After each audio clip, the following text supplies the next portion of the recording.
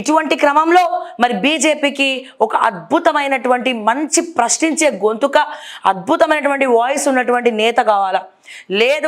లేని పక్షంలో ఇక బీజేపీని కూడా పబ్లిక్ తెలంగాణలో ఆ మంచి ఆ ముందుండి నడిపించే నాయకుడు లేకపోతే నమ్మే ప్రసక్తి లేదు. సో ఇక మిగిలింది ఆప్షన్ ఏంటి? బీఆర్ఎస్ గనక ఇంకో 1-2 ఇయర్స్లో ఇంకా మీరు పేరు మార్చుకోకుండా, మీ మండల అధ్యక్షులు జిల్లా అధ్యక్షుల్ని మార్చకుండా, కమిటీలు ఏర్పాటు చేసుకోకుండా, ఫీల్డ్లో తిరగకుండా, ప్రశ్నించకుండా ఇదే పనిగా వెళ్ళిపోతే మరి ఏమవుతుందో తెలియదు. కానీ ఎట్లనైతే ఆంధ్రాలో ఫస్ట్ బీజేపీకి టీడీపీకి పడలే, చంద్రబాబు నాయుడు గారు ఎన్డీఏలో ఆయన కూడా ప్రధానమంత్రి క్యాండిడేట్ అని చెప్పి ప్రమోట్ చేసుకోవడము, ఆయన ప్రభుత్వంలో ఉన్నప్పుడు మోడీకి యాంటీగా వర్క్ చేయడము, సో మొత్తం దేశం మొత్తం తిరిగి ఏవేవో చెప్పడము, సో దానివల్ల బీజేపీ చాలా కోపానికి గురయ్యి మరి ఒక రకంగా చంద్రబాబు నాయుడు గారిని ఏం చేశారనేది స్పెషల్గా నేను చెప్పక్కర్లేదు.